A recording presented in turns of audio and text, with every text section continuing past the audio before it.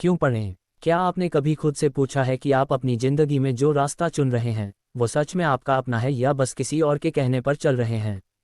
अगर आप भी अपने जीवन के सही मार्ग पर चलना चाहते हैं और समझना चाहते हैं कि कैसे अपने फैसले खुद लेने चाहिए, तो ये कहानी आपके लिए है।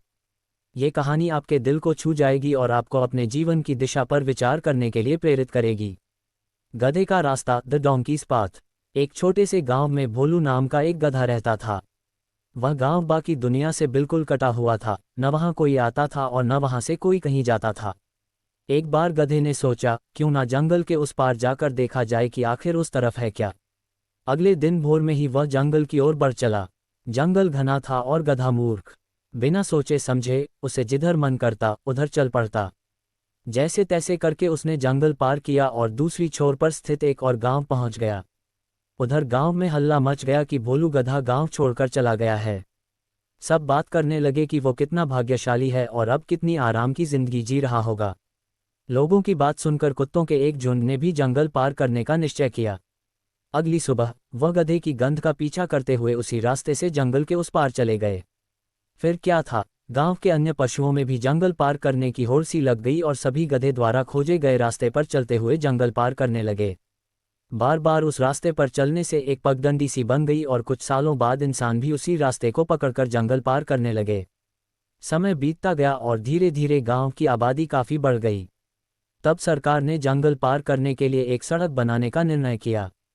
शहर से इंजीनियरों का एक दल आया और इलाके की स्टडी करने लगा। गांव वालों ने बताया कि जंगल पार करने के लिए एक पगडंडी बनी हुई है, उसी पर अगर सड़क बना दी जाए तो अच्छा रहेगा। उनकी बात सुनकर चीफ इंजीनियर थोड़ी मुस्कुराया और बोला, क्या मैं जान सकता हूँ ये पगडंडी किसने बनाई? गांव के एक बुजुर्ग बोले, जहां तक मुझे पता है ये रास्ता किसी गधे ने खोजा था। और उन्होंने पूरी कहानी सुना दी। उनकी बात सुनने के बाद चीफ इंजीनियर बोले, मुझे यकीन नहीं होता कि आप सब इंसान होते हुए भी इतने सालों से एक गधे के बनाए रास्ते पर चल रहे थे। पता है ये रास्ता कितना कठिन और लंबा है, जबकि हमने जो रास्ता खोजा है वह इसका एक चौथाई भी नहीं है और उसे पार करना भी कहीं आसान है। आज गांव वालों को अपनी गलती का एहसास हो रहा था। वे सोच रहे थे कि काश उन्होंने एक नया रास्ता खोजने का प्रयास किया होता। कहानी से सीख, लर्निंग फ्रॉम द स्टोरी। मित्रों, जो गलती उन गांव वालों ने की, कहीं वही गलती हम भी तो नहीं कर रहे हैं? कहीं हम किसी गधे के दिखाए रास्ते पर चलकर अपना जीवन बर्बाद तो नहीं कर रहे हैं? क्या आज हम जो भी काम या पढ़ाई कर रहे हैं वह हमारी अपनी रुचि के मुताबिक है या बस समाज और घरवालों के दबाव में हम अपना रास्ता ढूंढने से हिचक रहे हैं? कहीं हमें भी अपना रास्ता खोजने की ज़रूरत तो नहीं?